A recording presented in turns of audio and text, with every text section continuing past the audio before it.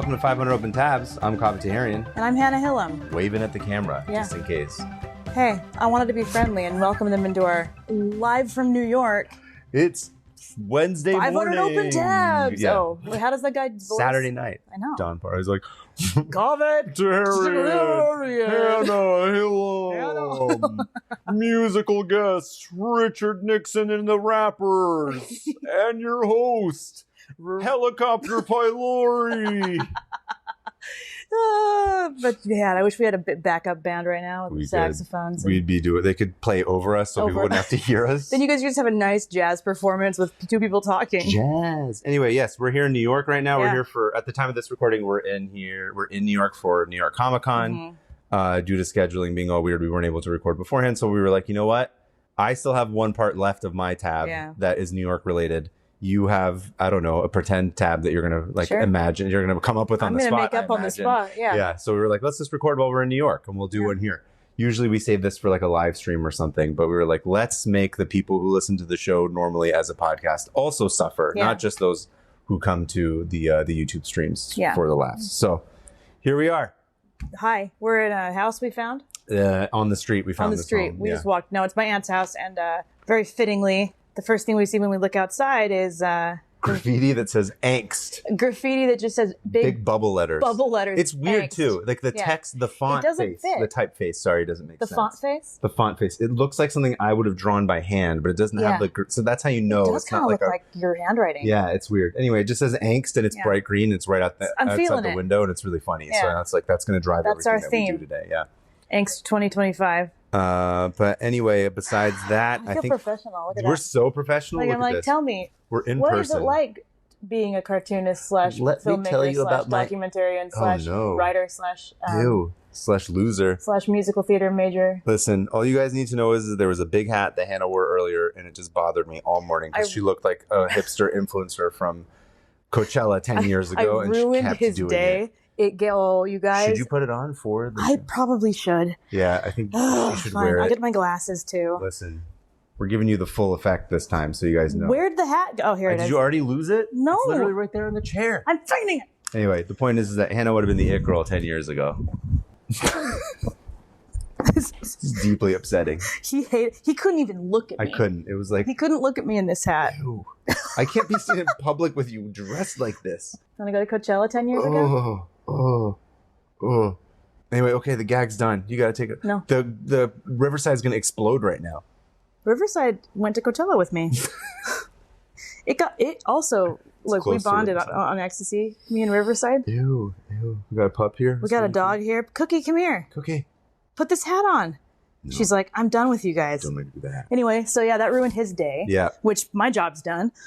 You don't even need a tab anymore. It's just taken care of. But anyway, with that stellar introduction, I think unless there's any other announcements we need to make, we can go straight into it. No, should you go first because you're doing a series and it's just nice to pick not have to worry about what I'm doing, so you can just yawn through the rest of it. Yeah, sure. Yeah, so I can yawn through my own tab. Okay, this will be fun. Let's see if we can make this work. I'm also using my wife's iPad, which is a different thing than I'm used to. Look at this lovely case, very colorful. But okay, so on to part 3 of the Astor Place Riot. Let me get all comfy. This is fun. It's like I'm at a story time. Tell me everything. I'll tell you everything. This is can you believe this is my second 3-parter of the year? No, actually. 3 parts. I was wondering, like last year, I was like, I wonder if we'll ever do a 3-parter. Nah, we'll never let it come to that. Here I am, double. Double 3-parters. Double down. 2 double threesome. Double threesomes. So, which means if you haven't listened to the last 2 episodes, you're going to go back and do that now. But, of course, quick recap. This story focuses on the rivalry between 2 world-renowned stage actors in the early 1800s, the Englishman, William Macready, and the Americanman, Edwin Forrest, which is a word that I've termed now as the Americanman. Both talked Shakespeare good, but in increasingly divergent styles. Macready went deeper into the original texts. While he was doing that, Forrest was creating what would become the American style, focusing more on emotion, reality, and angst. Sorry. Long pauses. That was the other thing that he liked to focus on. That was a good one. But also angst. Angst. Yeah. That's very American. Yeah. Forrest would have loved that. And despite having lost the war... After he's done screaming because he was pulled pulled into the future. And he said, what are these going?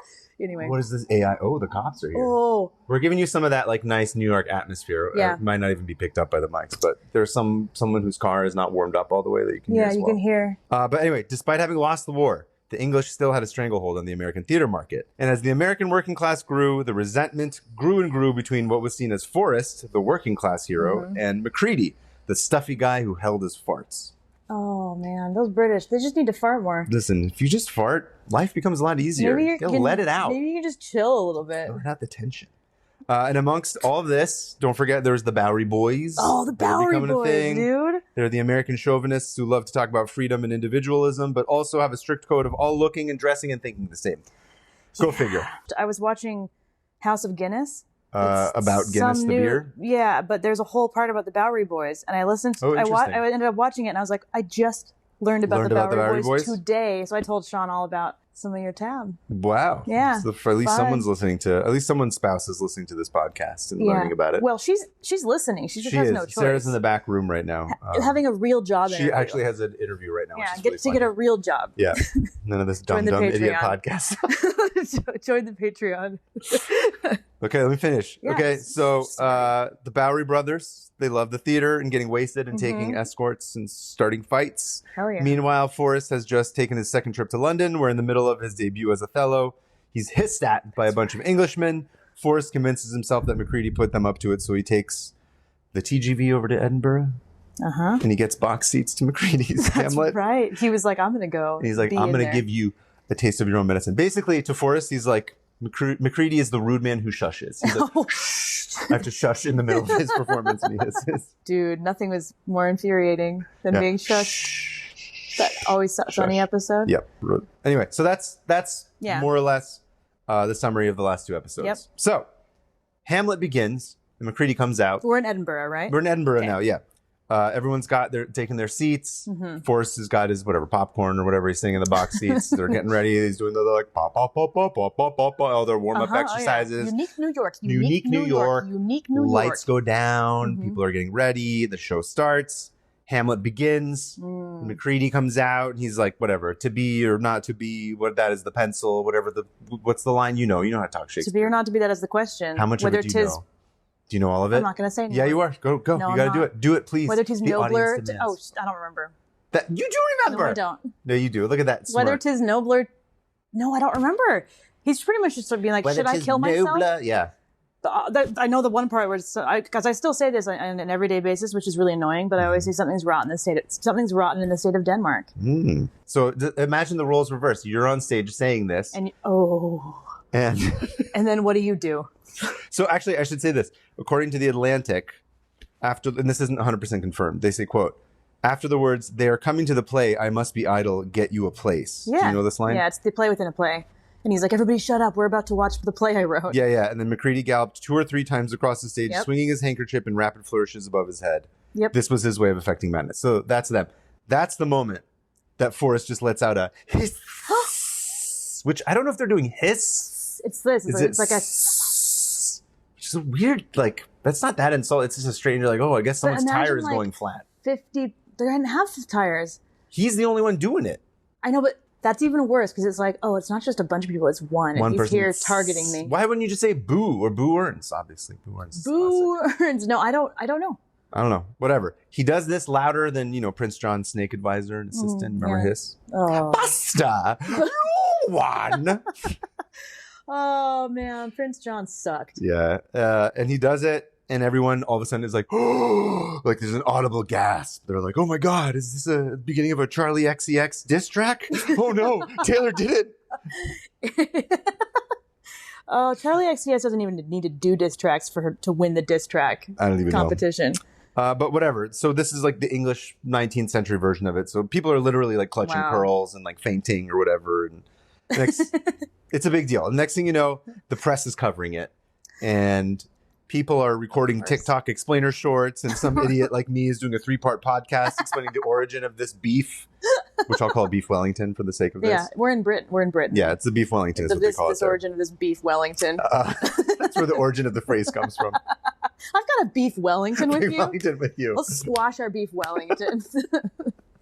Oh, that delicious crust. So the Scotsman wrote an article headed "Professional Jealousy," and the London Times picked up that article. And ever the shit stirrer, Forrest wrote a letter to the Times dismissing the jealousy charge, quote, with the contempt it merits, and was basically like, bro, it's not shit talking if it's a fact. Dude straight up sucked. He brought America to Scotland. Oh, yeah, straight up he's doing that. Like, yeah, we're rude over here. He's a full-on edgelord at this point. He's like, I don't give a shit. That sucked. It's not an insult. I'm just reporting the facts as far as how it goes. Dude, if you did that during one of my performances, I would probably start laugh. Laughing. Yeah, I'd laugh and be like, cool, none of this is serious. That's like when we did the, when you had the book signing, or sorry, the event that was Hannah she Hillman. mispronounced your name, and so I just kept saying, yeah, Hillman! Go Hillman! In the middle of it, and then you kept trying to not laugh. With Nico from Riverside directly behind you. I was like, he witnessed the whole thing. No, I think I was sitting behind him because I was nervous because it was a celebrity. We have were like a nervous parasocial relationship with one of our listeners. Shout out to Nico from Riverside. Nico, and he's always like, he's always commenting. He's like, oh, I didn't expect to be mentioned in this episode. I'm like, yeah, please sorry, you're a character. So I think he's always looking out his window to be like, are there two idiot podcasters? Like the sickos meme being like, yes. Him and John's wife John's wife, shout out. Sorry that you have to listen to this. Yeah. Anyway, so he's an edgelord. The theater people are like, what's going on? And people are talking, and they're like, what the bloody hell is wrong with all these Americans? We're just trying to talk Shakespeare. Good. Leave us alone. They wouldn't. Yeah. No. Oh, I'm sorry. Oh, that's not the accent that they would use. What would it be like? Oh. What is wrong with you? No, they would be a lot more. Never mind. What would it be? Much I don't more want old to talk. English? I don't know why. Why did I bring it up? Just say, what is it? Just because I was wrong. In this era, it would be all like, woo. But like 200 years before, they would have been like talking like Hagrid from Harry Potter. Hagrid? I don't know. A little more like with the R's pronounced. Are there pirates? Yes. English pirates? The pirate accent is based... all these Americans are coming in and yelling during the middle of our Hamlet performances. It's for real. The pirate accent was based on all the Southwest English Cornish pirates. That makes sense, huh? Yeah. I didn't even think about that. Interesting. Yeah. But anyway, so the English, they're sad. They're like, please leave us alone. Never like sad. we're English. We're doing a good job leave us talking alone, Shakespeare. Please. Something we've never done to anybody. But Forrest, he doesn't give a shit. Yeah. And pretty soon he's back stateside. He's doing King Lear in New York, and of course he's already the most popular boy in school before this. But now people don't give a shit. They're just showing up in his performances, and they're like just waiting for any reasonable moment to like give him a like standing ovation and just clap for him because. The most famous actor in America went to England and told him to shove it up their asses. So he's, as the kids would say, an absolute unit. They love him. Oh, yeah. He's like a borderline god at this point. Yeah. Can you just imagine that, right? Like, I'd be like, this guy who's the most American. He's the best American. Yeah, it's just he went to England and he's like middle fingers out. Yeah. Talking shit to them in the middle of their most precious play. Yeah. And then coming home and being like, I'm going to do it cooler. Most precious play. Exactly. Just as I've stated before in the past couple of episodes, this is only like 40 years basically after America started. Well, yeah, it's still very, like I said in the last couple episodes ago, I was like, it would be so infuriating to be like, yeah, we're America, and then a bunch of British actors have a hold on our theater scene. Yeah. I'd be like, get out. You burned down our White House like 15 years ago. White DEI, as I said before. They just want white DEI. Acting should be fair for white people. To be able to play white people roles and also other ethnic roles. Like Othello, one ethnic role in all of Shakespeare. And Native Americans or whatever. But listen, no English. That's the only thing. Anyway, so Forrest is a huge deal. He's even a bigger deal. People are just ready to cheer for him no matter what. Mm-hmm. And in September 1848, Macready came back to the States to do a farewell tour. Because remember, he's a little bit older than Forrest. Right. He's retiring. He's getting ready. I think he's not quite going to retire, but he's like, because at that time, coming to America is a whole thing, right? And so for him to come over here and do the tour and the shows and all that stuff. And hi, Sarah. There's my wife in the background. We're recording. Say hi, babe. Yeah, we are in the middle. You got a celeb sighting. Celeb sighting of Sarah. She's there's bagels there. This is important. The best part about Sarah is that she just doesn't care. She's just like, she's like, I don't care if anyone sees. Like, I'm not involved in this anyway. Anyway, Sarah, you have to listen to our podcast right now. Is it good? Do you like it? It's not. Just kidding. So Shut up, let me finish. Wow. Let me get to my point.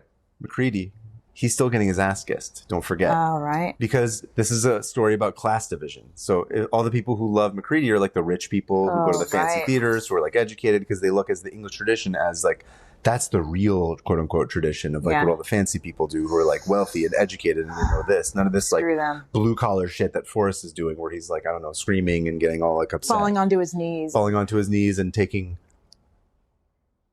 long pauses. But McCready's coming. He's fine. He's going to be okay. In fact, he didn't even hate America at this point. He was like, it's still kind of cool. And he was thinking about maybe I'll just go after I'm done and I can set up a school or something in Cambridge or Boston and put like a drama school. Because remember, he's like a big deal in the theater. It's not just that he's a big... He has a name attached. He can just come... But remember, he's been running like helping run theater companies since he was in high school. So he's like he's into teaching, he's into setting. So it's like he's got this whole wealth of knowledge about regardless of how you feel about the English style. No, he's good. He's a big deal. He's a legend. So he's like, maybe I can bring this to America and help them learn. Blah blah blah. And he could teach Americans about the importance of showering and stuff like that. Didn't work. However, almost immediately, shit starts to go down. And one of his first shows, he's in Philadelphia. Immediately hissed. Like, we don't care. He's shushed. Rude man who shushes. They all start shushing him. They all start hiss. I don't know if it's a hiss. It's like it's just... Is there a different hiss for the English versus the Americans? Is it like, it's it's Tuesday, in it? They just scream, it's Tuesday. The Americans are just like gunshot and we just pull sounds. out guns. Yeah, exactly. Like, we scream and pull out guns, and And after this, he gets mad and he makes a public statement of Forrest. He says, quote, "He did to me what I am sure no English actor would have done to him. Oh, yeah, whatever. He openly hissed me." And the next day, Forrest was basically like, "Sure, Jan," while making like, crazy gestures like, this totally. Guy, and he gives like the non-apology apology of like, "Oh, I'm sorry you were offended by what I said," that kind of thing. I'm sorry you didn't like what I said. Yeah, exactly. I'm still right. I'm sorry you were offended, but it's a fact. But McCready, he doesn't back down. Back and forth. They're trading barbs in the papers and they're riling up the public. Awesome. Yeah. It's I'm telling you, it's a full-on beef. They're talking shit back and forth. Beef Wellington, man. It's straight up beef, but I don't know, what's beef Wellington in America? Like a corn dog? Beef Wellington, No, it's a corn dog. Corn dog? What? Actually, I don't know what beef Wellington is. Beef Wellington's beef with like the crust around it. I haven't had beef in 20 years. That's true, you haven't. I'm just going to call it a corn dog. It's no longer a beef Wellington in the States. It's become a corn dog. The corn dog between them was heating up. It's delicious. They were putting mustard and relish on that corn dog. On a corn dog? I don't know. I haven't eaten meat in 20 years. I forgot what goes on corn dogs. There's like veggie corn dogs and shit. They're fine. Yeah, you're right. Yeah, you could do it. That's no excuse. Anyway, so they're arguing back and forth, and everyone's like, "Oh no, this is just a psyop from China to divide us, so we don't actually get mad about the real things." But the real ones, they know. It's a microwave in the background. Don't worry. And at long last, we arrive at the week of the riot. Yes. Okay. I almost forgot what this is all about. Yes. There's so much beef between the two of them. Beef Wellington. Sorry. Corn dog Wellington. So I'll say this going into this part of it is that I looked at many different sources. A lot of these things seem to have slight differences in terms of like one date versus another, one thing versus... So I did my best to kind of do an average of it and explain it in the most succinct way possible. So it might be like, I have May 7th, 1849. Other people were like, it's May 8th. Most people said May 7th. Anyway, whatever. If it's a day off here or there, or like one thing here or there, don't actually me unless you're an actual... Don't Wellington actually Don't Wellington actually me. He's feeling angst, and don't make him feel more angst. Look at him. So, on May 7th, 1849, McCready attempted to end his tour with a performance of Macbeth.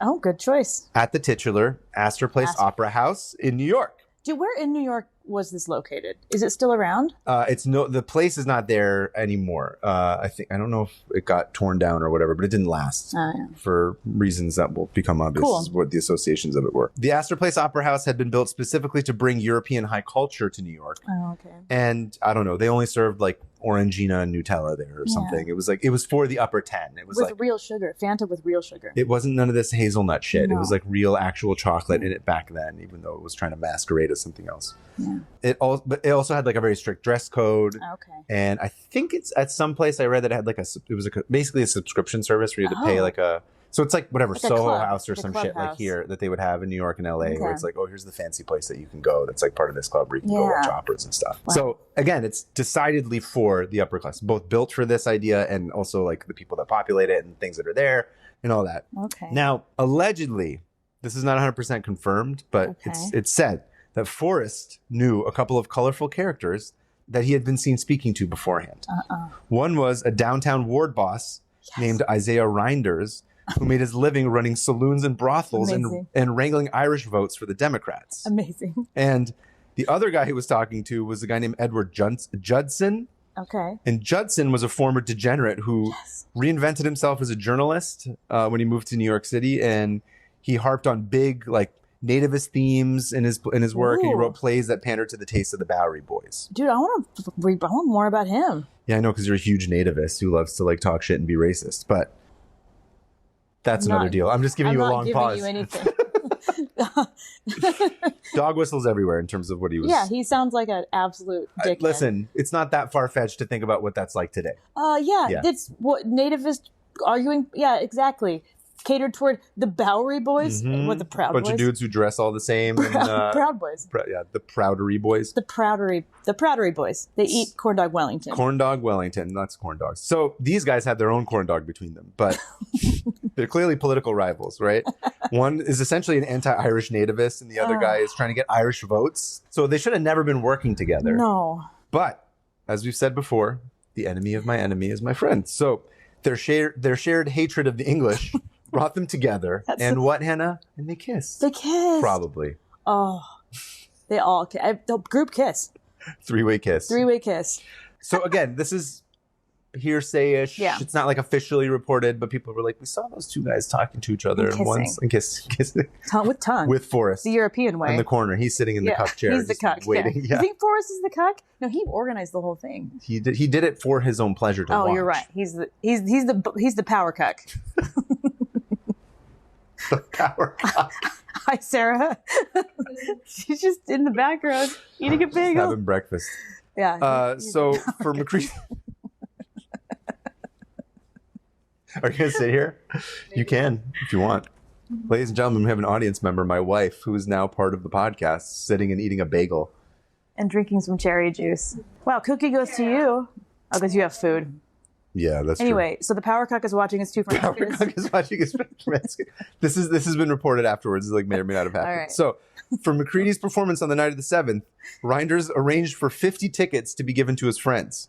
Which, suffice it to say, Reinders' friends were not your classic Astor Place Opera House clientele. No. So they go in there and they're all plants.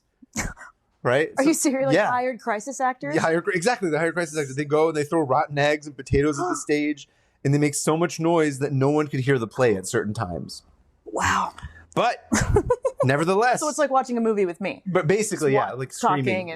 Talking through it. And talking, screaming. Throwing popcorn, that kind of stuff. But McCready, as of course, as we said, he's literally one of the most famous actors in the world. He's a professional. He persists. Yeah. And allegedly was cheered on by the likes of Herman Melville. It was one of his fans. He was like, you can't leave and stop. You got to keep going, bro. Just screw the haters. Keep going. And McCready keeps going, which of course pissed them off even more. And the next thing you know, they start throwing chairs at the stage. What? Straight up throwing chairs. Oh, that's insane. Yeah. What? It escalates. Okay, we're degenerates in this country. This isn't even the riot, by the way. This is the pre-riot. Oh, right, I forgot people die in this. Getting pre-engaged. So this is on the night of the 7th. So they do this. It escalates to the part where they're throwing chairs. And eventually they're like, okay, we have to stop doing the show right now because someone's going to get hit in the face with a chair. It's turning into a wrestling match. Amazing. And this is all brought on by those two racist dudes. The one racist dude and the Irish guy. The guy who's trying to get Irish votes and the guy who hates the Irish. Okay. But they hate the English more combined. They combined forces. Allegedly may or may not have been introduced to each other by Forrest. Thanks, England, for bringing us all together. Bringing us all together to hate you. So they have to stop the show. McCready's like, okay, I have to get out. Like, this is dangerous. I have to leave. And they all cheer. It's like a big deal. They're very excited. They had beaten the English again. And meanwhile, at the same time, so again, I've seen a couple different sources for this. I think it's pretty much correct. Okay. But allegedly, down the street at the Broadway Theater, Forrest was also putting on his version of Macbeth. So they're putting on rival productions of Macbeths going on at the same time. That's insane. So was this on purpose? I don't know. I had to be. I'm sure it was like some sort of, because he would have had to know that he's coming and he's doing it. So you know what? I'm going to take all of his audience and do Macbeth myself. Yep. This guy's an absolute troll. Absolute troll. And people there, like, they're cheering. It's sold out. They're all like excited. Everyone's like, this is the best. Like, screw the English guy, blah, blah, blah. And listen, McCready, after all this, he's like, screw all these mud farmers and sheep rapists. I'm never performing in America again. I'm leaving. That is a quote from something. You might need to say that. This is from 30 Rock. This is a joke that Jack Donaghy makes about it's Colleen's family. Family from England, right? Yeah, he's like, oh, I have to worry about a bunch of mud farmers and sheep rapists. So McCready's like, whatever. I'm never coming back to America again. Screw this place. I'm done. I'm not doing it. We drove him out. But the press was like, we cannot be embarrassed by a bunch of goobers. Yeah. This is New York. We cannot allow this to happen. We got class. This isn't some frat house. And so a bunch of people in the press, they put together a petition, again, like Herman Melville and a couple other famous people. Freaking scab. Basically, we're like, we implore you to stay. You got to do this performance. Like, the overwhelming majority of the population that hates the English and the wealthy don't actually represent New York City as a whole. Yeah, it's only the few of us that do. We represent all of it, the upper 10. So it'll be better next time, we swear. And McCready's like, okay. Wow. And he's scheduled to go back on stage on May 10th. If you're begging an actor to come and perform, they're like, I guess I'll do it. I guess I'll do it if all the most famous, like, fancy newspapers and stuff in the city are talking about how great I am and the greatest literary minds are saying of the time. Yeah, exactly. And, of course, again, this is all taking place. It's all playing out in the newspapers. So everyone gets wind of this. Everybody in the city reads about this. And they're like, if they weren't activated before, they sure as shit were now. It's just like a call to action. Yeah. Oh, no. Additionally, the Democrats were like, LOL, eat shit, Caleb Smith Woodhill, who was a Whig who had just gotten elected mayor. Oh, Caleb Smith Woodhill. Screw you. Do you know anything about him? No. I didn't read that. I mean, I read much about him in relation to this. He sounds like a mayor. He was a mayor. Governor, yeah. So they're like, we're going to make sure to absolutely embarrass the shit out of this guy as much as possible. And so I love this city. They start putting up flyers. I wish I had I can't do it because we're on the thing, but okay. I could send you a picture of it. But it's like a straight up poster flyer. And it says, I'll read you the quote. It says, quote, "Working men, shall Americans or English rule this city? The crew of the British steamer have threatened all Americans who shall dare to express their opinions this night at the English Aristocratic Opera House. We advocate no violence, but a free expression of opinion to all public men working, or all public working men. All public men. Working men, free men, stand by your lawful rights." Whoa. Okay, so it's pretty much like, don't hurt anyone. This is straight up like, let's go. I want to say it's like, we have to fight like hell if we want to keep our country. Like 100%. That's literally what it is. I've heard all of these talking points where it's like, if you want to keep America, then we're going to have to do this. Which is like, feels fun against like the oppressor, but when it becomes the other way around, it's like, you're not good. Internal, I don't like it. Anyway, so they're fully throwing fuel on the fire. They're using this as a bludgeon. They're making it, again, it's a political tool that they can use for their own advantage, and they make sure to do it. I just love how it's like, no, this is not about theater anymore. This is England versus the United States. This is a second war. This is a second Revolutionary War. That's kind of what they refer to it as. Oh, that's funny. It's like like today, it's a culture war. It's like they've taken the war and they made it the culture war, and that's what they're trying to win. Just like today, the papers, it just gets everyone riled up. Yeah. Cool. It's almost like there's a profit incentive for all these it's almost like you can make a lot of money if people are angry. People are mad, but only if you own the railroads of social media. Monopolies. It's almost like before social media, this wasn't a thing. We learned our lesson the last time we had monopolies. Big time. Yeah, big time. Anyway, so the chief of police, his name is I forget what his name is. He's later in the anyway. It doesn't matter. The chief of police in New York. He goes to Woodhill and he's like, yeah, bro, I don't know if you heard, but we do not have enough cops to deal with this shit. It's going to get out of hand very quickly because everybody in the city is pissed off. The cops are like, we're going to be there too. So he basically gets together all the cops, and he also orders the 7th Regiment, which is...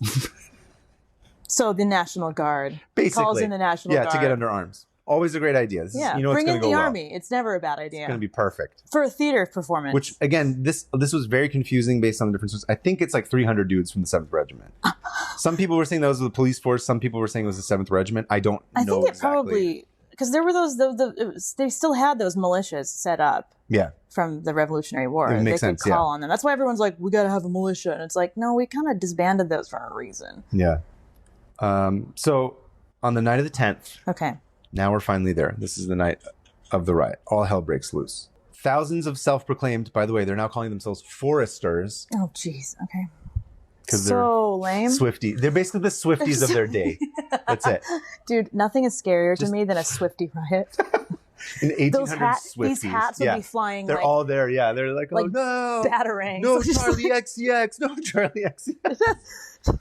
Taylor Swift. Taylor Allison Swift. Swifties. Why do I know her middle name? I didn't ever want to know her middle name. Oh. So they all show up to the Opera House and they're ready to throw hands. Yeah. And inside, of course, a bunch had also managed to get past the ranks and acquire tickets once again. For the Eras tour, yeah. From, I don't know, Craigslist or whatever. Yeah. And the cops, they're not going to wait for any funny business. They're basically like, we're standing in the aisles during this performance, just waiting for shit to go down. Oh, yeah. And when Macready made his entrance with Hamlet's opening lines, which are ironically, which is what? I don't know. I'm sorry, not Hamlet, Macbeth. Isn't it the witches? So foul and fair the day I have not seen. That's right. I don't know anything else. No. You don't know anything else? I kept confusing Macbeth I always and do Hamlet. Too. It's weird because they have the same vibe. Yeah. Yeah. Anyway, so the opening line, ironically, is so foul and fair a day I have not seen. Oh man. It's basically like today sucks. Yeah, today's gonna be crazy. When he comes out and does this, he's met simultaneously with applause and hisses. Oh, that's not good. It's like at the same time, like the equal amount of screaming. Again, everyone's like, "This is war. This is war now." And the police chief, his name is George Matzel, he ordered the hecklers arrested and held in underground rooms till the next morning. They were detained straight up in the theater. Oh, disappeared into a dark room. Yep. And while the audience inside the theater got louder, the crowd outside continued to grow. So by some estimates, more than 10,000 people come to show their support. 10,000? What? I guess back then it was just like, we need something to do.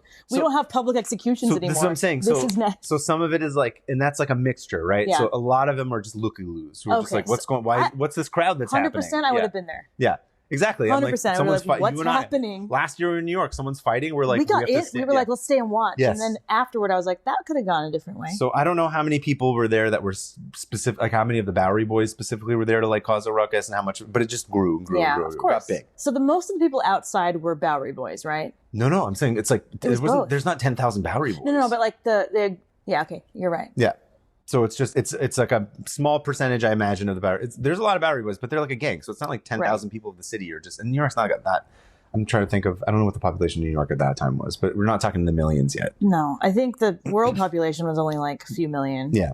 But anyway, sorry, a few billion. They're there to show their support for, I don't know, like air conditioning and peanut butter and ranch dressing or whatever, America, and lemonade. Of course, a lot of them bring weapons. Well, it's America, isn't it? It's America. This is still America, right? Second Amendment. Our country was built on this whole concept. I'm a Swiftie and I get to have a gun. Dude, Swifties with guns. Oh, no. Terrifying. So Mayor Woodhull ordered Major General Charles Sanford, commander of the 7th Regiment of the New York State Militia, to muster his troops in case things got out of hand. So Sanford ordered attachments of infantry, cavalry, and artillery to the drill hall at Center Market to await instructions. So they're just all on standby. Oh, geez. Now, I can't corroborate these facts, but it's fun to consider if they're true.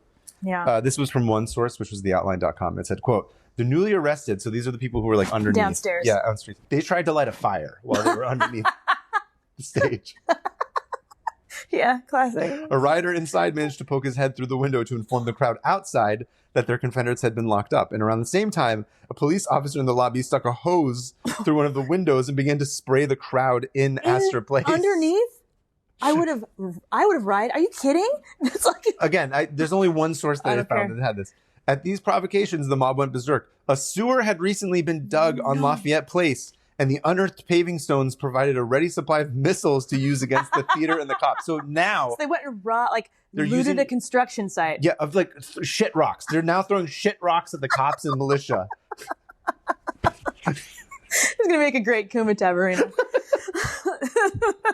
So they just have a bunch of sewer rocks. Sewer rocks. They're throwing sewer rocks at cops and the militia. Scene. So the scene is there's a bunch of people locked underneath the theater. Yeah.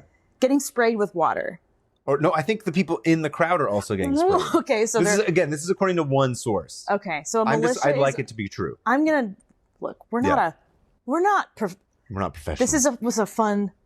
We're telling you how we hear. Wouldn't it be fun if it was true? Yes. So Everyone's in there. They're hissing and booing. Yep. Sorry, hissing and clapping. Yes. Outside, there's 10,000 people, mostly looky-loos. Correct. Nearby is a bunch of rocks they had just dug up from a sewer, and the cops are spraying people with water. And the guys are trying to light a fire underneath the stage. They're currently under the stage trying to light a fire. By the way, McCready still going. He's professional. Still doing the show. Of course. So Macbeth is still happening on stage at this time. Dude, we did a show through a fire alarm. That's funny. In high school, it was so loud. It was Scarlet Pimpernel.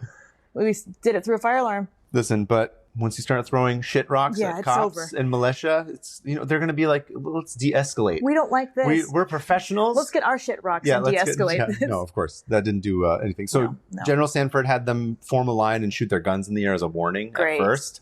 He's just like, get them to back off. And of course, it doesn't do anything. No. And one thing leads to another, and it seems like there might have been one or two things that they just start shooting into the crowd. And of course, not good. Not good. No. McCready keeps going, though. He keeps doing his show. By around 9 p.m., he delivered Macbeth's final defiant speech. Quote, do you remember the final speech? No. You don't remember? I thought you knew how to talk Shakespeare good. And you remember I know how to, if you give me the thing, I can read it. I will not yield to kiss the ground before young Malcolm's feet and to be baited with the rabble's curse. That's right. That's the line. That's the final line that he says as this is happening. Incredible. Right? And as soon as he's finished, he's basically snuck out of the theater through a side door, and he's like wearing, I don't know, like a giant fake nose and a mustache or something. He's like, nothing to see here. I'm American. No curtain call. It was too risky. This is how many years before a president gets shot in a theater? This is like 20, not even 20. Yeah, we're about 20 years. Yeah, he had a reason. I mean, we're an unpredictable bunch. Wilkes Booth, they're around at this time. They're around the Booth family. Oh, that was like a whole The last dynasty. podcast on the left did an amazing series on the Booth family. They were like the Coppolas of their time. Yeah, like, they were huge up there. And then family. one of them shot the president, and that was it Which for is them. totally insane to think about. It's like, what if Nicolas Cage was just like, okay, I guess I'm going to shoot the president. That's what it would be like. It'd be like, one of them killed the president? Like this acting family? Drew Barrymore killed the president? I feel like it's more of like a John Voight of like Voight and Angelina Jolie, because John Voight was the more conservative one that no one likes anymore, but like all the conservatives like him, so it's like he's the one because Angelina's seen as like the liberal whatever. That's how the Booth family was. Edwin Booth was like the liberal boy that everyone because John Wilkes Booth was the one who like they loved in the South, like because he was the outlier. He's like, actually, guys, I love slavery, and the rest of the family was like, maybe don't kill the president. Yeah.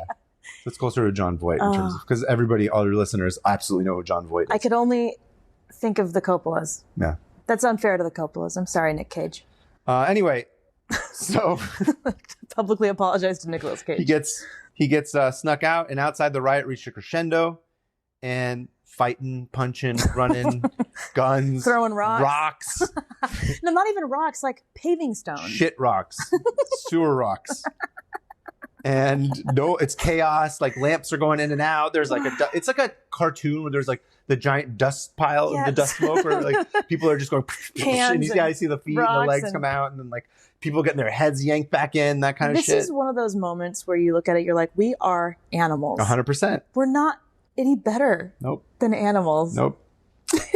So it was reported that the official death count was around 22.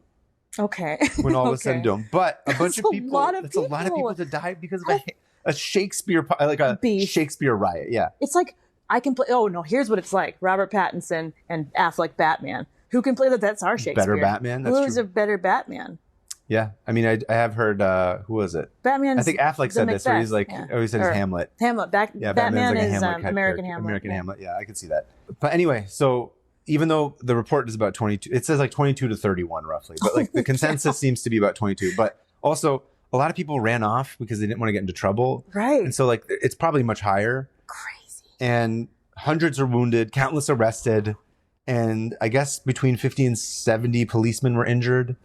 I think a couple policemen died as well, I want to say. Again, it's hard to find a consensus because it's not such a widely reported story. Yeah. But so this just all bubbled up.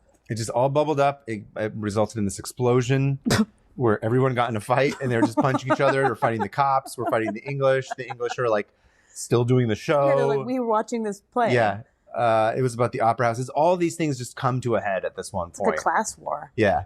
It's exactly what it is. It's a big class war. Now, there's if you might be better at this than I can say for sure you'd be better at this than I am. There are links where you can find like different articles and stuff that were like written at the time. Oh, my favorite. I think that there's a lawsuit of some sort that gets Probably filed against what was his name? One of the two dudes that kissed. Where is it? It's in my notes. Sorry, there's so many names I forget who everybody is. I know, Judson. they're all the same name. I think it's like Astor House versus Judson. I could like probably find the whole I started to thing. look into it and I was like, I don't quite understand what all this Yeah, is. But that could basically, what ends up happening is that and this is the one thing I couldn't figure out, which is what the hell Forrest is doing all this whole time. Is he there? I didn't find anything. I don't know if he's like at home in his underwear. Isn't he like performing down the street? But at the time of it's like half the city's out there like fighting these cops outside the theater. I don't know if he's performing. A lot of the stories just start to be more interested in the riot than they do in what's actually happening with Forrest. That's really mysterious. Like, what's he up to? Was he just watching? I don't know. It's possible that I missed it because again, this was 3-part. It was a lot. It's very possible that I missed the note of it, but because I also had so many tabs open on it. But it didn't seem to be something that I could find a consensus of like, oh, here's where he is during the riot. And get into the newspapers of this. That is. I did save the link for you to send to you afterwards, so you can go. There's like a list of a couple of them, but nice. He was apparently like upset afterwards because the press blamed him. Yeah, of course. And they're like, oh, he's the reason that this happened. Never should have hissed. Never should have hissed. And his reputation kind of takes a hit after this a little bit. And like, he's no longer after this, like the most famous, like greatest American actor in the world anymore. But he keeps acting. And eventually in 1872, he passes away at the age of 66. That's young.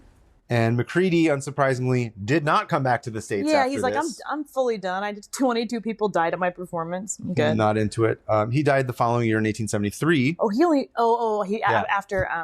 After Forrest did, yeah.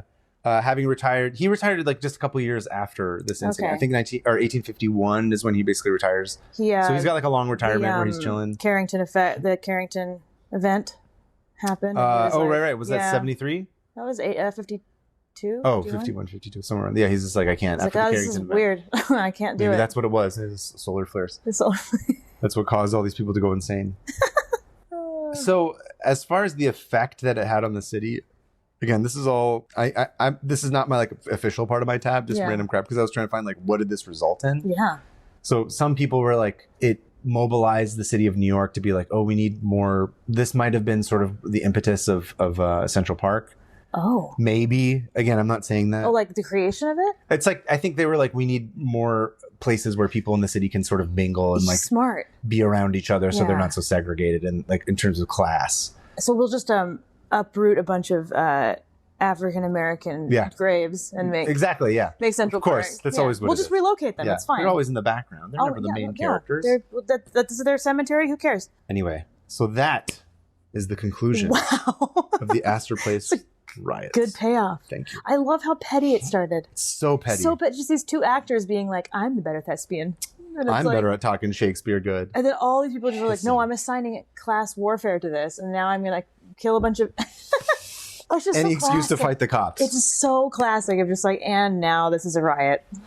It just cool. Rocks got involved. Right? Then there's like the block, the voting block gets involved, and they're all passionate and riled up, and also like those two kind of rival gangs are also there together. So I'm sure that they're like, oh, I may as well. Fight these guys too. The press loves it because there's people who are talking shit. This is like at the beginning of the penny papers and all that shit too. So people are just publishing whatever. Oh, they could put it anything. The more hot goss, the better. Yeah. Those were the days. The TMZ of their day, basically. TMZ was there. He's like, you are not going to believe this. You will not believe this person was spotted dead in front of the theater, and Forrest is to blame. So. Perez Hilton is there. Editing Harvey, like whatever his on name everybody's faces, like his old blog. I forgot about that. So now looking at that, I'm like, ooh, guy, that's not nice. Jizz fest, but like not in the fun way. That was amazing. Thank you. Yep, that's my tab. You did a great job. Thank you. This city's insane. This city is insane. As I said before, the Opera House is no longer there in terms of what its incarnation was. We should go visit it. We should go visit it while we're here. Maybe we'll try and record something while we're out there just to do a little tour of Lafayette Street. You can punch me to bring it all back I'll just throw shit rocks at you. Yeah, at your head. And then obviously you can scream and try and light me on fire. Yeah, I'll lay on the ground. Sarah can show up and spray us with a hose. The cops will come. Yeah, they will. Yeah, they'll rescue me though. That's the sad thing. They'll be like, we're saving this one. She's worth it. Anyway, that is my tab. Thank you Thanks, for man. listening. As we transition on to the next one, we have to remind people that we have a Patreon that you can subscribe to, where you can. I don't know, how long did this one go? I don't know. It's so there's probably gonna be some outtakes from this one because it's a bit long. So there was some rambling we went on with the Booth family and maybe, but we've got outtakes and extras. Yeah, and I'm a little behind on the outtakes, but there's going to be a bunch posted, so you can watch outtakes up to like episode 89. There's plenty of them. Yep, there's a lot. And a lot of it is so dumb, but it's fun because you go to the Discord and people are talking about the inside jokes from the Patreon. Which I love. And so you can hear us at our best/worst. Better, best, much like everybody in the Astor Place riots. Yes. So, real last question. Yeah. Are you a Forrester or are you a greedy McCready? I'm a Forrester. Okay. I think that here's the thing. I appreciate the source. It's like appreciating like Nirvana. I don't like Nirvana, but I appreciate what they did for the music. Like, okay. I appreciate what they did. And I recognize what they do. Okay. And what came out of that is like, I like that.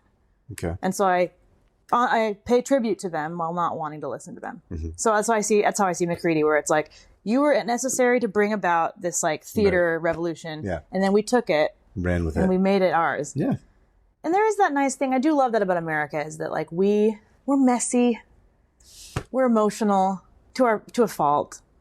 Oh yeah. It will be our end. 100%. It was our beginning and our end. Mm-hmm.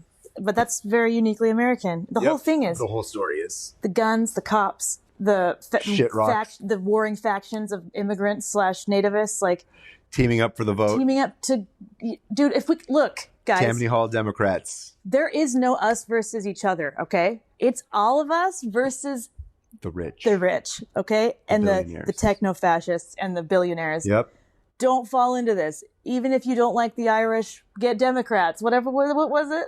We all got to do this together. Like I said, even if you don't like the Irish. The Irish Democrats. I'm just going off of what you said. First of all, the Irish, thank you, Irish. Yes. You're carrying the torch for all of the white people in the world. Thank you. Well done. Thank you. Okay, good to know. We need to get a T-shirt that says Team McCready. Yeah. You get a Team Forrest. Or no one's going to wear the Team Taylor McCready. Swift. That would be fun to do that, though. It's like Team Forrest versus Team McCready. Yeah. And I like, have you seen the pictures of McCready? He looks insane. Yeah, he does. He's older, too. Oh, that's true. That's true. He's older, and he looks a little bit more, like, stern and angry. He doesn't look like Ron Swanson. No. We should do memes with Ron Swanson doing acting stuff before it. Yeah. Anyway, this is great, but moving on. You ready? Yep. So my tab, I'm bringing us back to baseball. All right. So I've had this one open for a while. Okay. And I used to go down this big, long list of imposters. I love reading about imposters. And because you can relate. I understand. I can relate. I'm a huge imposter and a fraud. Yep. And you can see more of my imposter fraud on the Patreon. So today I'm going to be talking about someone who calls himself the Great Imposter. Oh. All right. So timeline. Here's the year. Okay. We're in 1979. Okay. That's pretty late to be the Great Imposter. Iran hostage crisis is happening. I looked up what happened in 1979, and that was like literally all that there was on the list. So I'm like, that was a pretty big deal. It's a big deal. You know why? Because the Americans got taken hostage. That's the reason. Yeah. It was otherwise, it would be a footnote. It was like the rich no one would have given a shit. Rich white girl who gets kidnapped, and everyone's like, find her. Yeah. No one would have. Yeah. It was like countries have been overthrown plenty of times in the Middle East. People were like, are there any white people here? We don't care. No thanks. So it was the Iran hostage crisis. 1979, we're just going into the 80s that are very different from the 60s and 70s. And we're at an NBA All-Star game. And, sorry, not NBA. Yeah, NBA. NBA is basketball? Baseball? No. MLB. MLB, sorry. We're at an NBA is basketball. We're in an MLB game in Seattle. Okay. And, of course, I didn't write down the teams that were playing. Mariners? I don't know if they were there at that time. I assume so. Oh, no, it was the New York Yankees. Oh. So we're watching them all warm up, right? I just keep doing this, like... So we're watching the team runs out onto the field, starts warming up, passing the ball to each other. And out in the outfield, there's somebody who's just kind of fumbling around. And, they're just... It's Rube Waddell. He's there for some reason. He's 100 years old. This guy is a very, very Rube Waddell-esque. Okay. But 200 years, 100 or 50 years later.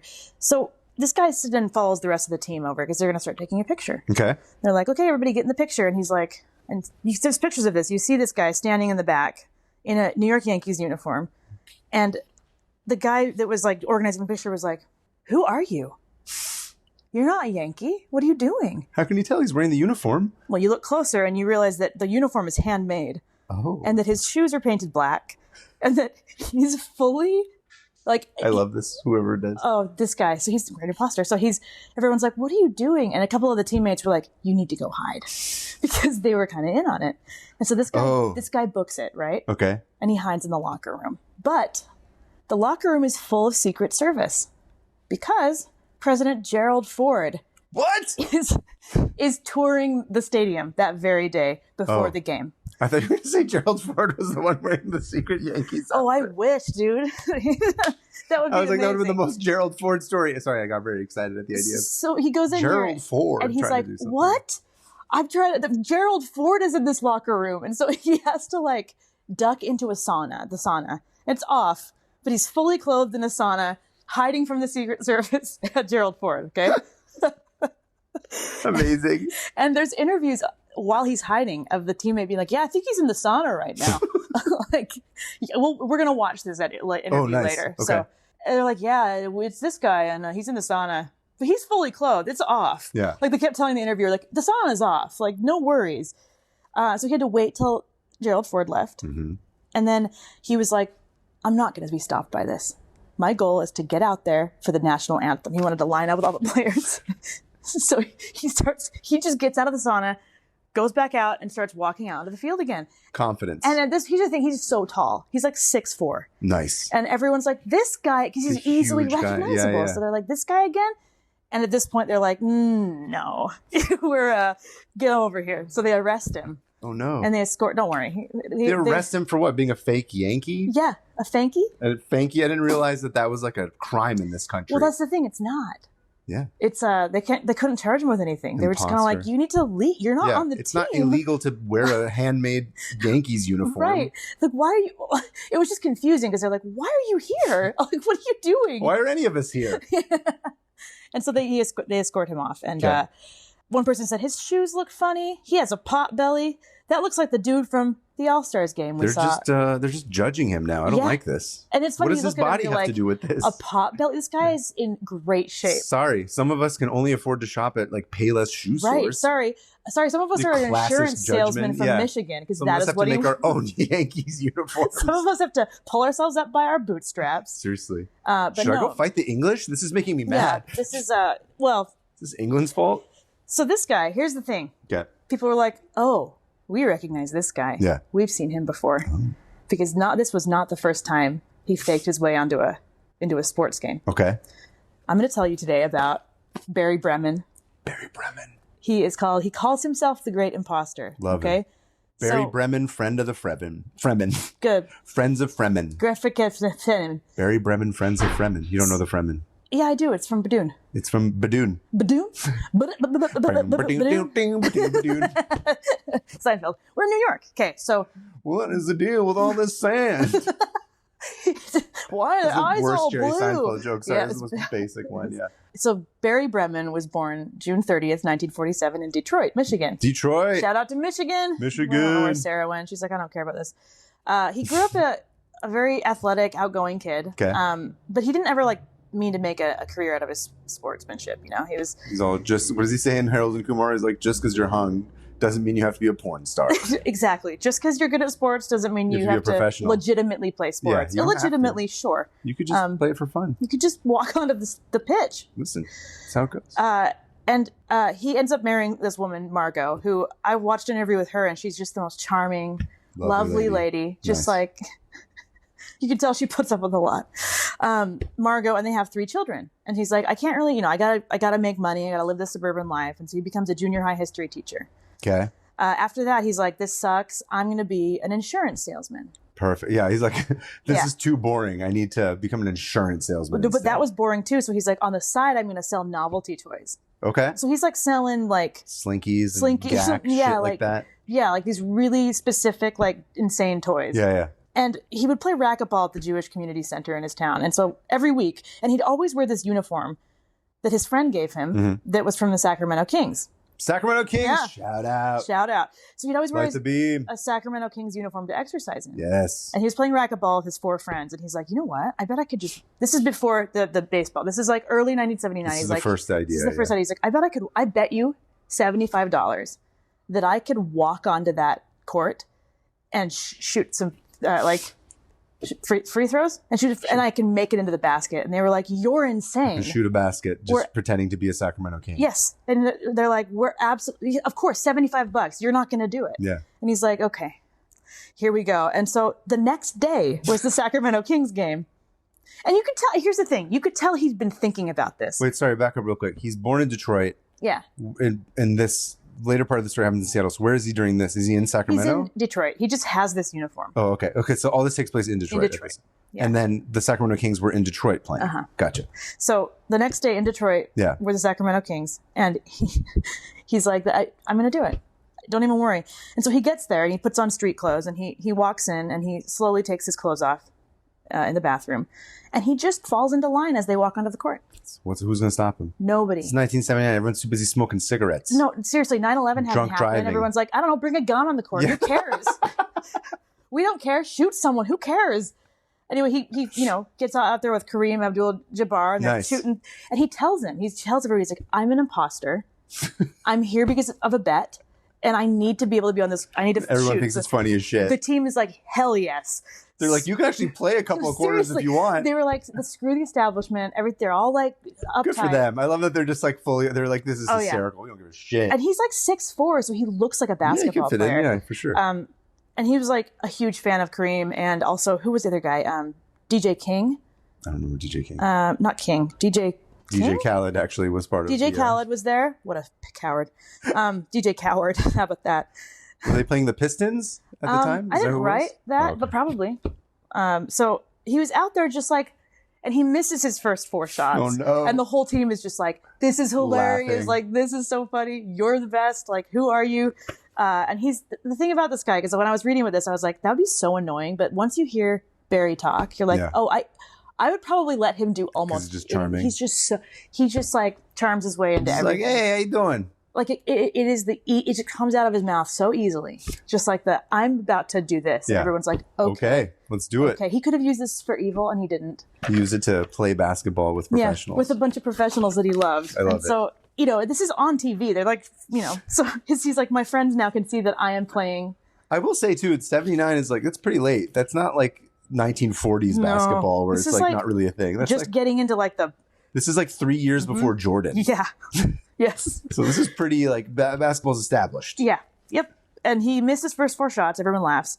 And finally, Otis Birdsong. I don't know who that is. He's a player, but he kind of was like, hey, we probably shouldn't do this anymore. Wow. Thanks a lot, Wet Blanket Otis. I know. They ended up becoming friends later. Okay. But Otis was like, this is kind of our job. Kind of like get off the court. Yeah. Like you're making a show of it. Otis. And he was escorted off. Lame. But the whole audience cheered. They're like, yeah. They wanted his autograph. They were like, who is this guy? And he was just like, hey, just charming. Sanity. What's his name again? Barry Bremen. Bremen Sanity or something. Seriously, this catapulted Bremen him. Sanity, yeah. This catapulted him into national. And then he got drafted.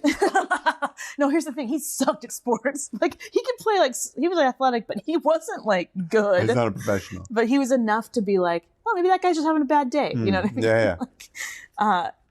So this set off like a countrywide thing where everyone's like, this guy is hilarious. He got invited to the Johnny Carson show. Of course, yeah. And, charming as anything. Yeah. Just why don't you tell us about how you got up on stage? Yeah. And he was just like, well, I just, walked Did you score 3 or did you get a home run while you were on the basketball court? Pretty good Johnny Carson. Are you 80? Yes, I am.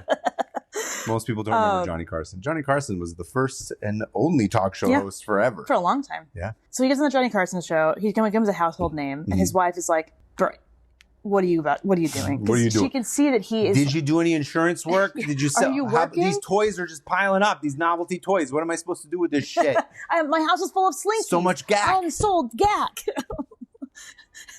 Anyway, so I'm glad you're having fun with the Detroit Pistons, but it's funny because you can tell that she just adores him, Mhm. and she's just like, "You're really funny, and I'll support you," but also like, the shtick's getting old. maybe chill. Yeah, maybe take care of your children that we still have at the house. Actually, I looked at. He was actually a really good father. Good. Yeah, he was an interesting guy. If my dad had been absent because he was too busy getting onto basketball courts and like professional baseball games, I'd be like, it's okay. Instead of just the regular. Yeah, instead of the regular absent father, I'd be like, it's all right. I feel like that would have healed. You. Yeah, I'd have been like, I don't feel abandoned. I see the greater good here. Yeah, you see the long game. Yeah. So this ignited something in him. Okay. And he says after that there was no stopping, and he realized he absolutely loved the attention. Mm-hmm. He absolutely loved the thrill of getting away with something. Okay. And he felt great because it wasn't hurting anybody. Yeah. And so he's like, my next one is the U.S. Open. So he goes to the U.S. Open and he's like looking for an in because he never goes with a full plan. That's much harder. Yeah. He's like, what are you going to do? Push one of the players out of the way? It's only two people. A guy dropped. So he dropped out of the U.S. Open. So he would go to a lot of games and just look for ins. Yeah. Because he was never like a planner. He just really felt his way. Anyway, so this guy dropped out and he just stood up and walked out and started playing golf. And he golfed the last 9 holes. And no one really noticed. Oh, sorry. Open. I'm sorry. Why did I think you said tennis? I'm sorry. My bad. They're both called the Open. Are they? Is that what it is? Okay. Yeah. Okay. Okay. So he just starts golf. He's just like, golfing. Hey, look, I'll put on some Argyle socks and pull up my pants up my ass, basically. Yeah. If he's a tall white guy, you can golf right anywhere. This way, sir. Sir, are you here to golf? Yeah. Even if he's not there to golf, they're like, would you like a club? I'm like, please. He just suddenly has a club in his hand. Why are you just standing there? Like, sir, I didn't know you were a golfer, sir. So he's terrible at golf. Mm-hmm. Really bad. Like he can't. So everyone's a little bit like, what's going on? Who is this guy? But the way he does this, he's so subtle. He's really good at getting those little human subtleties. He's like an actor. He's playing the part. Yeah, that seem very natural. Like, the way he looks around and like the way he talks to people is like, oh, you've been here the whole time. Yeah. He's Team McCready. He is Team McCready. 100%. He's studied. He's not going up there and being emotional. He's just like, follow the text. Yes. The text requires me to do this, and this. It's not about how I'm feeling at the moment. Exactly. This guy. It's funny. I started this story being really annoyed with him. Why? Because I needed to watch a video of him, and then I was like, I'm on this guy's side. Hey, he's handsome, but that's not why. He's just very like. First, folks. He'd be a great guest. Is he still around? Is he still alive? No, he's dead. Oh man. But so it's still 1979. The Open. He's out there, and he finishes the game and just walks away and starts getting followed by a reporter. And the reporter was like, hey, I want to write an article on the worst player I've ever seen at the U.S. Open. And he was, oh, thanks. And he was like, oh, I'm not a golfer. Yeah. And he was like, what? And then that became again, it's like, oh, you're the guy that crashed the basketball game. I'll say this. If there was an inverted version of the story, is that like you're playing on the U.S. Open, you have the worst game of your life, and then some reporter comes and asks you that. It'd be funny if you were just like, oh, I'm actually not a golfer. As a way to shirk responsibility for playing the worst game of your life. It's like Tiger Woods being like, I don't golf. I've actually never golfed in my entire life. This was all a joke. Ha ha ha. The thing about him is he always told everybody what he was doing. Yeah. He was never like, he'd walk up and be like, I'm not supposed to be here. Yeah, yeah. Be in on this with me for a minute. Yeah. So he tells this reporter, he's like, oh no, this is my shtick. Yeah. And he's like, okay, this is a story. Yeah. And so he, again, goes kind of viral. And I forgot to say, what is his name? Dick something. Dick Scholl. He was like a legendary sports announcer. Oh, Dick Scholl? Dick Scholl? Scholl. Give me a second. This is important. Dick Scholl sounds like a scarf for your dick. Yeah, it is. A Dick Scholl. My Dick Scholl is slipping off. Keeping it warm. Oh, this is actually, I don't want to mess this up. Just a sec. Dick Shapp. Dick Shapp. So Dick Shapp. Sounds like Bill Shatt. It does. Dick Shapp. Dick Shapp is a legendary sports announcer. Okay. And he was like, the first time it happened on the basketball court, he was like, I'm going to name this guy player of the year.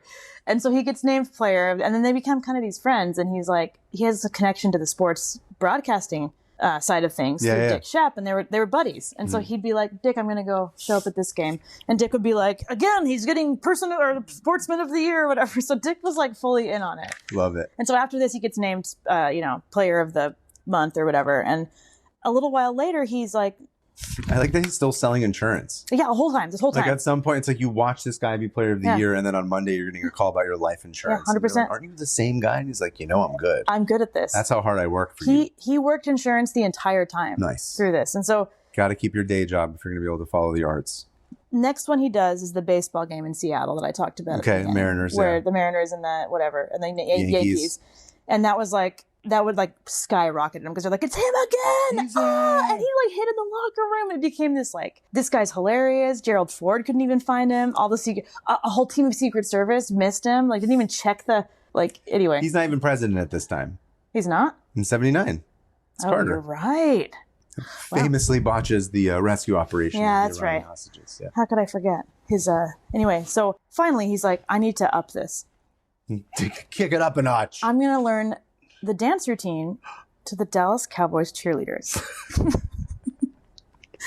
So at this point, after the Seattle game, his wife said, they interviewed her, and she said, because he said, this is my dream come true. I've always wanted to go out and sing the national anthem on the home plate. Mm-hmm. And she said, this is my dream come true. I think maybe now he'll stop. And she said, this is so charming. And she's like, maybe he'll stop. And it's like, that's her dream come true. Yeah. And so she's like, oh, he's not stopping. He's going to be a Dallas Cowboy cheerleader. And so here's the thing about the Dallas Cowboys cheerleading squad. Yeah. They don't mess around. No, they don't. They are very serious. Yeah. They're hardcore. They are elite. There's shows about them and shit. They're elite. I've watched that show. It's good. And if you watch that show, they do not mess around. Nope. And they're very serious. And so you don't think that at first. You're like, oh, cheerleaders, they're a bunch of ladies. And back in the day, that was less people saw them more as objects or whatever. And so he's like, oh, easy. I'll learn their routine. Yeah. And I'll dress up as one. So he puts on a Dallas Cowboys cheerleading costume. It's not integrated at this time, is it? Is it all women, or is it there are men on the team? Oh no, it's all women. It's all women. Okay. Yeah, there's not men on the team now. Are there no? It's not integrated. Okay. I don't know why I thought at this point it would be. Yeah, they're very traditional. Okay. The show is very young girls. Sorry, but I have not watched a lot of football. Neither have I, but I've watched the Dallas Cowboy cheerleader show, America's Sweethearts. It's a fascinating thing. I haven't watched any of it. Sorry, I don't know. It's weird. So are there no dudes that want to be cheerleaders? I think there are, but there's other teams. I think the Dallas, I could be wrong. Dallas in particular does now. Yeah, because they're the elite cheerleaders. Anyway, so he learns the, dance or whatever to whatever song that is that. He learns them. It's like this, basically. Yeah, Macarena. But they always come out to that certain song. Is it an AC/DC? I can't remember. No. Anyway. Alan Parsons Project? Yeah, sure. Simon and Garfunkel. Serious. And he learns it, and he's like, this is it. This is how I'm going to go, close out the year. And he gets in there. He's got his street clothes on, and he's like, you see a video of him, and he's just taking it all off right before you could just as fast as he could, and then he just walks out and starts doing the dance. And he's dressed as a woman. Mm-hmm. He's got a wig and everything. Okay, yeah. Within seconds, he is tackled to the ground by security. They just were just like, nope, throw him down to the ground. Poor bastard. And he gets arrested, and Dallas Cowboys, they were like, we're going to sue you. We're going to press charges. For what? Because they're like, this is serious. You just infiltrated our organization. You're not a woman. And he was like, I'm like, where's the law that says that he's doing something illegal? That's the thing. They didn't end up doing it because he's like, I promise I won't do it again. Okay, I won't be a Dallas. There's a law that's written that says, I guess you could say trespassing. Trespassing. They had some trespassing and impersonation. I see. Okay. So there's Texas is a little more hardcore about that. About that stuff. And those coaches. This is football. You can't desecrate football. Football? No way. This is cheerleading. We don't care about women's rights, but we care about football's rights. Look at these beautiful women. We don't care about them, but the second a man comes out here. We care about their bodies, but we care about them. You don't have tits. Get off the field. So he's like, oh, maybe I went too far. Okay, I'm not going to do that again. So the next thing he does, he crashes a few more games. Everyone's like, oh, you, and Dick Schaap is always like, oh, him. And then in 1981, he wants to crash the Super Bowl. Nice. In San Diego. And he's like, this will be, But he realizes they have posters of him all over the entrances. Mostly, it's like America's Most Wanted. Everyone's like, do not let this man in. It's like Osama bin Laden and then this guy. All right, so San Diego, 1981, Super Bowl. And he's like, well, I'm not going to get in there based on all the posters.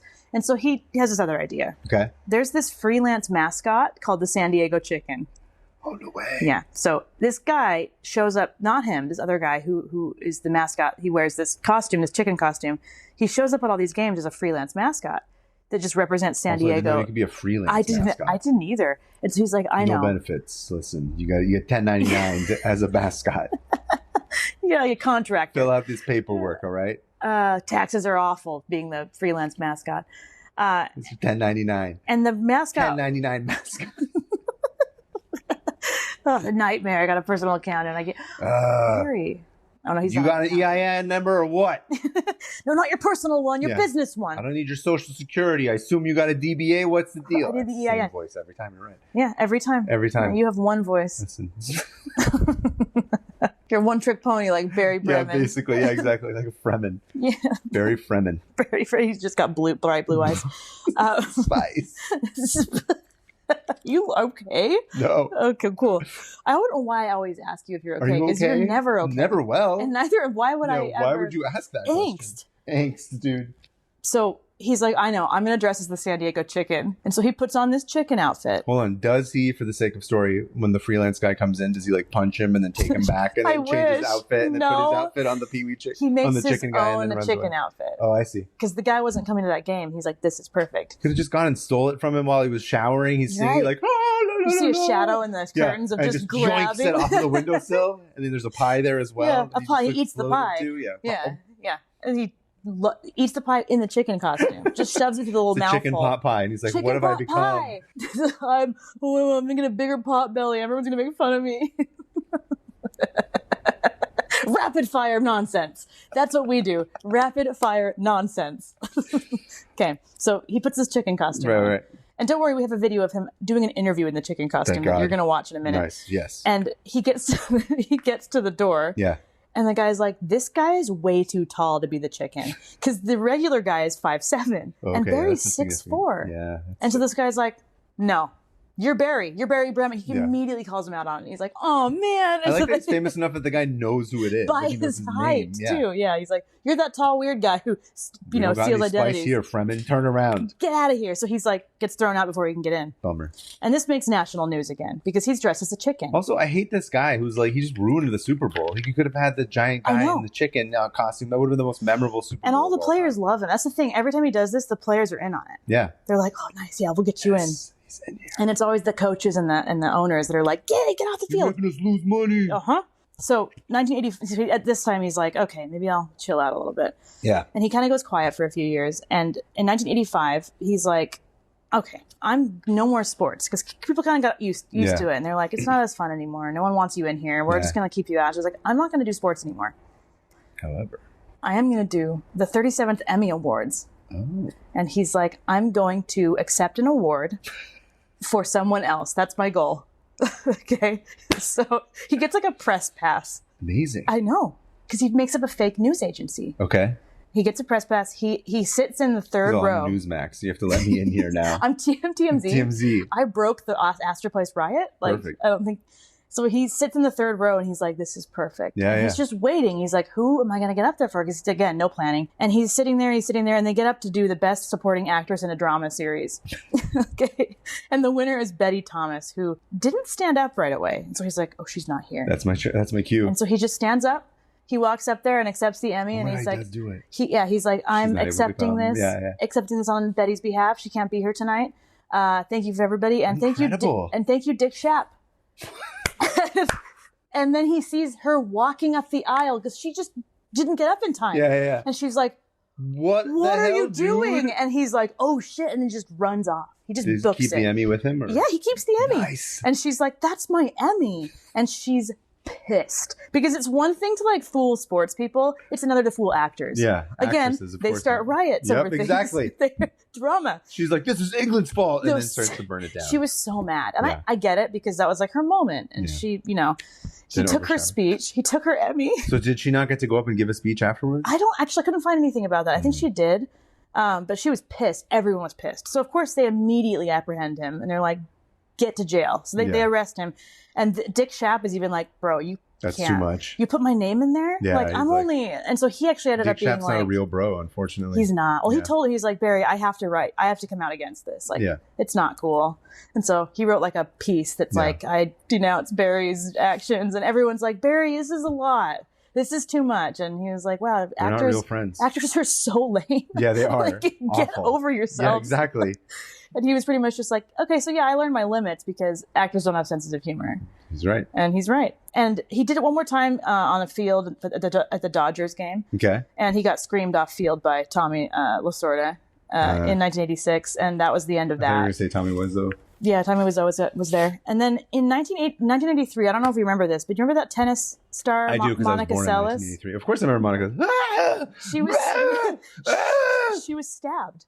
Yeah. On the court. Oh, it was in 83? No, 93. Oh, 93. Okay. And so he was still kind of thinking up stuff. I remember the thing they said, it was Monica Seles was one that made all the noises. The weird, big, crazy noises. There's all these Saturday Night Live sketches about her. I remember. It was like, here's Monica Seles opening a can. It was like, it was really funny. She got stabbed. That's sad. And after that, it was not Barry's Barry, like, though, I assume. No, it wasn't Barry. But after that, Barry's like, I'm never going to do this again. Yeah. Because this is not, we're not in the 70s anymore. Yeah, and then it's Nancy Kerrigan getting her knees beat. Your knees broken. Tanya Harding. Tanya Harding, yeah. And so he just goes back to being an insurance salesman. He's like, that's it. This guy is like the what's his name? BTK of like pranks. Yes. No, he just has really this like weird like series of, he's like, man, I'm just gonna go back to living in the suburbs with my lovely wife and kids and no one will ever know the wiser. Well, there's a really interesting twist to his story. He is a serial killer? No. Okay, good. Barry Bremen ends up dying of cancer on his birthday. That's so sad. Yeah, in 2010. In 2022, 36 people get a genetic match on 23andMe. What the shit? And they track it to... Oh my God. Barry Bremen. He's banging around? No, sperm donor. Oh. He has upwards of 60 children. He's like an 1800 Persian king. Yes. And his family's like, what? But like, back in the day, you're like, yeah, here's my nuts. Sperm. And they didn't have like regulations. They still barely have regulations. And he was like, yeah, take it. Give me some money. And he's like, whatever. Yeah, you do what you got to do. And so there are most likely up to 60 direct children, like his children in this world. They all have a Facebook group. They all meet up. And they all have very similar kind of like mischievous goofy sense. Yeah. That's really funny. Like, it's like a genetic goofy thing. Genetically goofy. Yeah, it's genetically goofy. They're genetic tricksters. That's hilarious. And a lot of them are just like, this guy's my dad? Like, they're like, oh, cool, we have news footage of this guy. My dad, like, getting arrested on a baseball field. Like, again, speaking about what I was saying earlier, it's like if your dad wasn't there, you'd be like, it's cool. I'm glad that that's what you were doing instead. When you said that, I was like, that's funny you said it because he was an absent father for 36 children. I mean... No, you know what I mean. Technically, yeah. And he had already died, but his family was like, oh, this is hilarious. Yeah, of course. So, like, they're kind of like, okay. They're in on the joke. Sure, yeah, Barry, I'm sure. They should start their own sports teams. They should. Well, it's funny because Barry's children, Dick Schaap's son, Jeremy, ended up becoming friends with the Bremens and the children. And they're like, he's like Uncle Jeremy. Like, they're just very close. And he's like, yeah, the kids are just like their dad. Like, the ones he raised with Margot are yeah, I'm going to get into this Hollywood party. Like, they just get into parties. Just do it. Just watch. Just like you and I at the Harveys last year. Look, like us at the Harveys. Really, though. And Barry was always like, act like you belong. Yeah. That's all you have to do. That's all you got to do to get into these places. So him and his 50 kids, 60, this guy has offspring. Which is... It's like the good kind of offspring. Yeah, like it's people like keeping the mischievous fun stuff alive. He wasn't cheating. He wasn't sleeping around. He was like, here's some sperm. Here's some sperm. I just love that he snuck his way into people's wombs as well. He didn't sneak. I know. You know what I mean. Yes, yeah. Where it's just like, and Barry's still popping up with places us today. So that's the story of the great imposter, Barry Bremen. Okay. Yeah, that was it. Thank you for that tab. That was fantastic. I love it. That guy's my hero. He's awesome. Barry Fremen. Barry Fremen. Barry Fremen. Sand, loving the spice, showing up where he's still nice. And everyone, it didn't hurt anybody. It hurt Betty Thomas. I think I get that. I don't know anything about her. Me neither. Oh. It sounds and who was done in history? Him, not Betty Thomas. That's true. Nobody remembers. Awesome. So now we're going to close our tabs. Yeah. What do we do here? Oh, slamming the book shut? I don't know. Okay, sure. This is my tab. I hand wrote it. Should we just slam our books Slam our books. Okay, ready? Okay, 3, 2, 1. Look at that. Moving on to listener emails. First up is Scott from someplace far away. Oh, hi, Scott. Hey, Kava, Hannah, and Alyssa. I'm writing you today about a strange fact. All the baseballs used in the major leagues are rubbed down with a special mud. How did this work out so perfectly? Just happened. Before the game starts, the umpires will take new balls and buff them in mud to knock down the shininess of the leather and make them easier to grip. Oh. If you think about this, it sounds truly bizarre. Yeah. But it's not just any mud. This mud is, quote unquote, made by a single company and comes from a secret source from the New Jersey side of the Delaware River that the now deceased founder discovered in the late 30s. Mud. It's garbage mud. Yeah. One guy goes out in his truck and, quote, harvests 300 pounds a year, dries it, screens it, and packages it, and then sells it to the MLB. So I could just go collect dirt from a river and sell it to the... You can undercut this guy, maybe. I'm going to become the new mud salesman of the MLB. Hannah, you heard it here first, folks. Hannah, mud salesman Hill. With the hat, yeah. Put my mud hat on. Mud flaps, mud butt. Ew. I had a mud butt. As always, keep it Josie. Scott. Yeah. And it includes the link for the baseball rubbing. Baseball rubbing mud. Man, that is specific. It's very specific. I love It's called that, though. Lena Blackburn Baseball Rubbing Mud. Okay.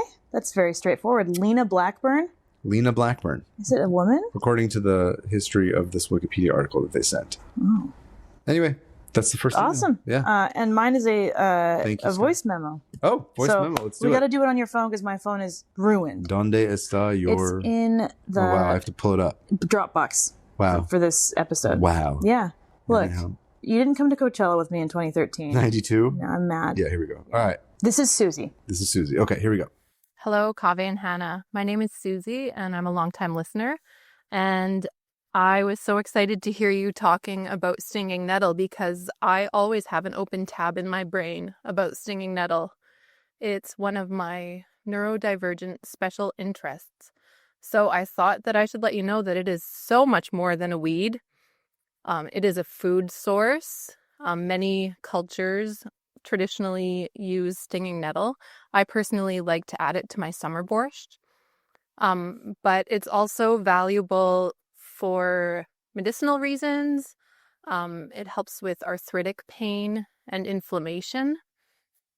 And, oh gosh, I don't even know where to start. I should have made notes before I started talking about it because I just get really excited about stinging nettle. Anyway, it's a valuable fiber source, actually, that was commonly used before cotton and flax were grown on large scales. So in addition to that, let me see. I've read that soldiers in the trenches would whip themselves with stinging nettle to get their blood circulating. And then it was also, and I think maybe still is, used as a torture device, beating people over their bare backs with stinging nettle as a punishment. I feel like I have more to say about this, but anyway, yeah, I forage for stinging nettle. I dry it and mix it up in my smoothies, actually, as like a greens powder. But it's very versatile and it's full of nutrients, good source of iron. And yeah, it is a superfood, actually. It is not just a weed. Anyway, now you know. Thanks for your podcast. Love you guys. Love you too. Love you too, Susie. I love that. That is. Thank you, Susie. Do not mess with Susie. No. She knows many She'll whip ways you. to harass you and whip your back. Susie, please don't whip my back Yeah. with stinging nettle. No, I picked that one because I just love how Abusive it is. unprepared, like the slight unpreparedness of it. It's like I saw it's like you prepare and then you get there And and, then your you're mind like, oh goes wait, blank. whoops, Yeah. I forgot. Yeah, there's so much Very like much me. on brand for us. Yeah. So it fit in perfectly, and Loved it. you guys, thank you for listening. Yeah, thank you for sending a voice memo. Yeah. If you also have a voice memo or an email of some sort that you'd like to share with us, please send it to 500opentabs@gmail.com. Yep. That's 500. You can find us on Instagram at 500opentabs. Blue and Sky. Blue Sky. And YouTube. And we have YouTube, we're yeah. getting up there. We're almost to it. Almost there. We got to have more people to get us to 1,000 so Sign we up, can. please. Because as I've heard, YouTube is the place to be. Get some incredible video production quality like this episode if you want it to get as good as this. This looks great to me because I didn't go to video school. I went to video school famously, yeah. But other than that, thank you to Alyssa for somehow making this episode work. Hopefully it doesn't sound too different, but we thought it would be fun to do one in person. Yeah. And unfortunately, because we're in New York for Comic-Con, our bags are just filled with stuff, which is why we couldn't bring all of our proper gear. So hopefully these lav mics are good enough. Yeah. I think that they sounded okay when we did it just adds to the I'm OCD. You know how I'm like, it's like the DBs are it hurts you. It hurts me. He like has a hard time. I do. Which is good. I'm glad that someone does. Because I'm like, I don't know, let's sit in the dark and record on my phone mic. Whoops. Anyway, thanks guys for listening. In the meantime, I'll see you at the Dickie Nixie Soviet pool party. I'll see you there and I'll be in the pool. You'll be in the pool. Pretending to be Michael Phelps. Yeah. Yep. Just like Barry Fremen. I'm Michael Phelps. Yeah. And Nixon's Secret Service is going to try to find me, but I'll be hiding. Where is he? Where is she? Thanks.